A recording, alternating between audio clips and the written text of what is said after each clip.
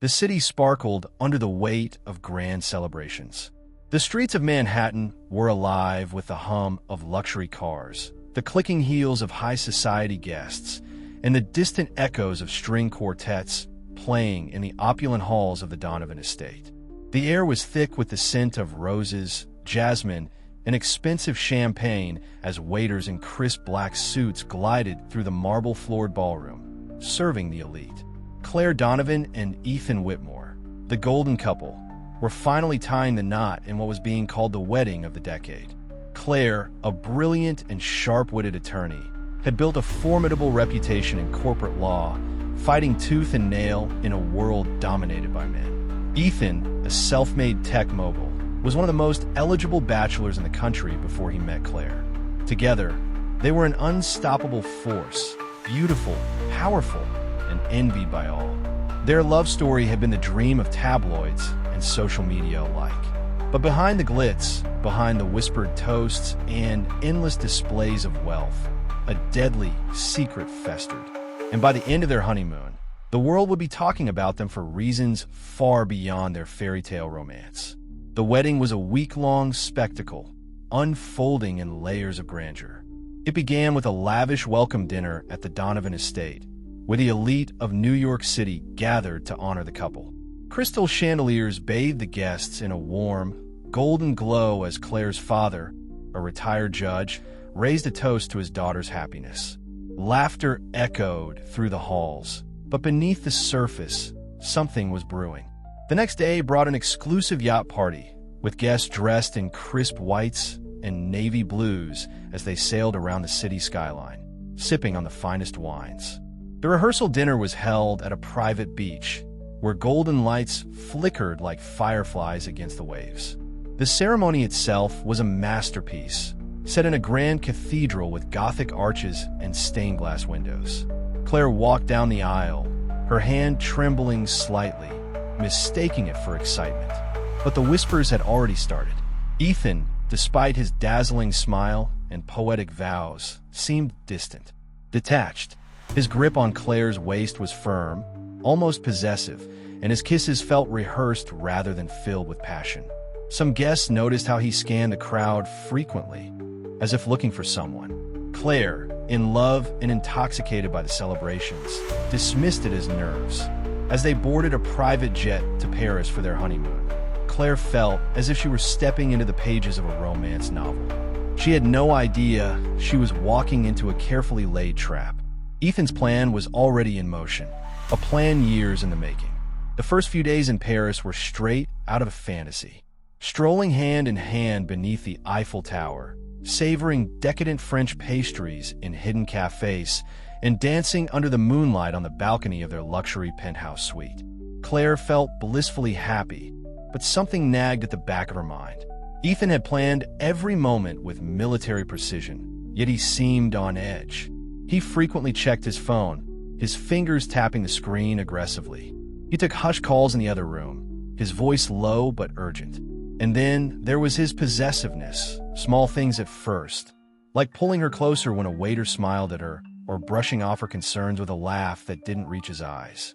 Then one night, as Claire unpacked their suitcases, she found something that made her heart pound with unease. Tucked inside one of Ethan's compartments was an unmarked envelope. Her name was scrawled on the front in hurried handwriting. With shaking fingers, she peeled it open. Inside was a one-way ticket to an unknown location. For her, alone. Claire's mind raced. A cold shiver ran down her spine as she stared at the ticket. Why would Ethan have a one-way ticket for her? Her gut told her this was more than just a mistake. She carefully placed the ticket back where she found it and pretended nothing had happened. But from that moment on, she began watching Ethan more closely. That evening, they dined in one of Paris's most exclusive restaurants, a place so private that guests had to be escorted through a discreet side entrance. Claire barely touched her meal, her appetite lost in the growing sense of dread. Ethan, however, was relaxed, too relaxed.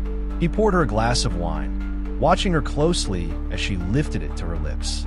But Claire had prosecuted enough criminal cases to recognize the signs of deception. Her instincts screamed at her, so she played along. She pretended to take a sip, but let the wine barely touch her lips before setting the glass down. Out of the corner of her eye, she saw Ethan exhale slightly, as if relieved. Something was very, very wrong. Excusing herself to the restroom, Claire instead slipped outside. Her breath came fast as she pulled out her phone and dialed the only person she trusted completely, her longtime investigator friend, Daniel. Within minutes, Daniel hacked into Ethan's recent digital footprint. What he found sent ice through Claire's veins. Ethan had booked a private transport. Not for both of them, just for her. Destination: a remote estate in the French countryside. Claire's blood ran cold. Ethan was planning to make her disappear. A surge of adrenaline took over. Claire wasn't going to be a victim. Returning to the table, she played the part of the adoring wife. She smiled, laughed, and let Ethan believe she was blissfully unaware. And then, when the moment was right, she made her move. That night, she switched their wine glasses. Ethan smirked as he took a sip, believing victory was his. But within minutes, his limbs grew heavy, his eyes darted in confusion. His breathing turned labored. Claire leaned in, her voice a whisper dripping with venom. You should have known better than to try and outplay an attorney who specializes in criminal law. Ethan's vision blurred as he slumped forward, the drug he had intended for Claire now coursing through his own veins. The doors burst open as French authorities stormed in, alerted by Daniel. Ethan was dragged away, his carefully crafted plan unraveling in the most humiliating way possible. The trial that followed was a media storm. Ethan's dark secrets spilled into the public eye. His hidden debts, his illicit business dealings, the other women he had manipulated. He had planned to stage Claire's disappearance, take control of her wealth, and start over with a new identity. But in his arrogance, he underestimated her. Love is not about grand gestures or social status. It's about trust, respect, and true partnership. Claire's story was a warning. Even the most beautiful fairy tales can hide the darkest truths. As the courtroom doors closed behind Ethan, Claire took a deep breath, believing it was all over. But then, a letter arrived at her doorstep. No sender, just a single sentence written in blood-red ink. This isn't over. Claire sat in the dimly lit hotel room, the weight of exhaustion pressing down on her like an iron cage. The city of Paris, once a backdrop to what should have been the happiest days of her life, now felt cold and unfamiliar. The echoes of Ethan's arrest still rang in her ears. The stunned expression on his face as the French authorities stormed in, the realization dawning in his eyes that she had outplayed him. But Claire knew this was far from over. As she held the mysterious letter in her trembling hands, her heart pounded. This isn't over. The words, scrawled in blood-red ink, felt like a whisper from the shadows, a ghost of a nightmare she had narrowly escaped. Someone else was involved. Ethan had accomplices. Claire wasted no time. She dialed Daniel, her trusted investigator, who had been instrumental in exposing Ethan's sinister plan. When he answered, his voice was tense. "Claire, we have a problem." Daniel had been digging deeper, combing through Ethan's financial records and encrypted messages. What he found was chilling. Ethan hadn't been working alone. There were bank transfers to offshore accounts, cryptic exchanges with unknown numbers, and travel itineraries that suggested secret meetings. More disturbingly, Daniel had traced a series of payments to a group of mercenaries. They specialized in disappearances, and one of them was still in Paris. Claire's blood ran cold. If Ethan had intended to kidnap her, who was to say his associates wouldn't finish the job in his absence? Within hours, Claire and Daniel met at a discreet location, a secluded cafe tucked into a narrow Parisian alley. The rain drizzled steadily outside, a rhythmic tapping against the glass. Claire kept her head low, her instincts sharpened by years in the courtroom. "I need to know exactly who we're dealing with," she murmured. Daniel slid a folder across the table. Inside were photos of 3 individuals, all men, all with backgrounds in organized crime. The leader, Victor Moreau, was a former intelligence officer turned rogue operative. Ruthless, calculating, and fiercely loyal to those who paid him well. One of the photos sent a chill down Claire's spine. It was taken the night of her wedding reception. In the background, barely noticeable was Victor. He had been watching her from the start. Just as Claire and Daniel were piecing together the final connections, the atmosphere in the cafe shifted. Claire noticed a man at the counter, his gaze lingering too long. A woman in the corner, pretending to read a newspaper but glancing in their direction. Then came a sound, the unmistakable metallic click of a gun being cocked onto the table. Claire barely had time to react before the man lunged. A knife glinted in the dim light, aiming straight for her. But Claire had spent years defending herself in courtrooms, and she wasn't about to go down without a fight. She slammed the table into the assailant, knocking the knife from his grip. Daniel reacted instantly, throwing a punch that sent the man sprawling. But before they could apprehend him, he reached into his jacket and tossed something onto the floor, a smoke bomb. Within seconds, the cafe was filled with thick, choking fog. Coughing, Claire and Daniel staggered toward the exit, but by the time the air cleared, their attacker was gone. They had just been warned. Claire knew they had to act fast. With Ethan in custody, the only way to ensure her safety was to dismantle his entire network. With Daniel's resources, they tracked Victor's last known location, a private villa on the outskirts of Paris. Under the cover of night, they approached the property. Armed French authorities waited in the shadows, ready for the takedown. Claire watched, her breath steady but her heart racing, as the operation unfolded. Within moments, chaos erupted. Gunfire shattered the silence, and armed men poured out of the villa. The police responded swiftly, returning fire. Claire ducked behind a nearby vehicle, her pulse hammering in her throat. Then, in the midst of the chaos, she saw him. Victor Moreau, slipping through a back exit. Claire didn't hesitate. She broke away from cover and ran after him, her determination outweighing her fear. Victor darted through the woods behind the villa, his pace quick but desperate. Claire, fueled by the injustice of it all, pushed herself harder.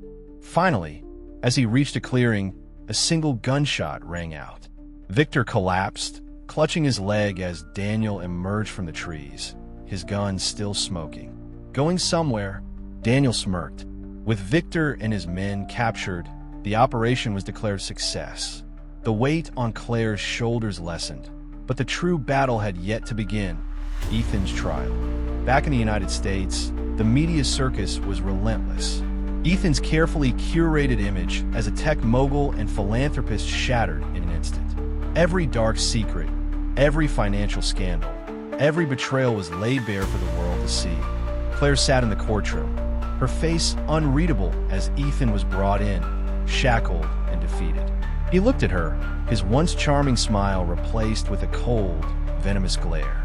"You think you've won?" he hissed as he passed her. Claire met his gaze, unwavering. "You lost the moment you underestimated me." The trial was swift and merciless. With mountains of evidence and Claire's testimony, the jury deliberated for less than a day. Ethan Whitmore was found guilty of conspiracy to commit kidnapping, attempted murder, and multiple counts of fraud. The judge's gavel slammed down. Life in prison. No parole. The relief that washed over Claire was indescribable. Justice had been served, but as she stood outside the courthouse, staring at the sky, she felt something deeper than relief. She felt broken. She had loved Ethan. She had trusted him with her heart, her dreams, her future, and he had tried to destroy her. But he hadn't won. She wasn't a victim. She was a survivor. As Claire tried to move forward, she returned to her penthouse, hoping to finally find peace. But as she stepped inside, her breath hitched. On the table, another envelope. Her hands shook as she opened it. Inside was a single note. "Ethan may be gone, but this isn't over. We are still watching." Claire's fingers curled around the paper, her jaw tightening. She wasn't afraid anymore. She had taken down Ethan, and whoever was still out there, they would be next. Claire sat in her penthouse, staring at the ominous note in her trembling hands. "Ethan may be gone, but this isn't over. We are still watching."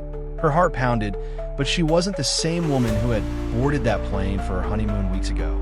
She had fought, survived, and exposed the darkness that lurked beneath Ethan's perfect facade. She wasn't about to cower now. She picked up her phone and dialed Daniel. "We need to end this once and for all." Daniel had been conducting his own investigation. The remnants of Ethan's network had gone underground, but their influence was still lurking in the shadows. The message had been traced to a remote location, an abandoned warehouse outside the city. "They think they can intimidate you," Daniel said, "but they don't know we're coming." Claire clenched her fists.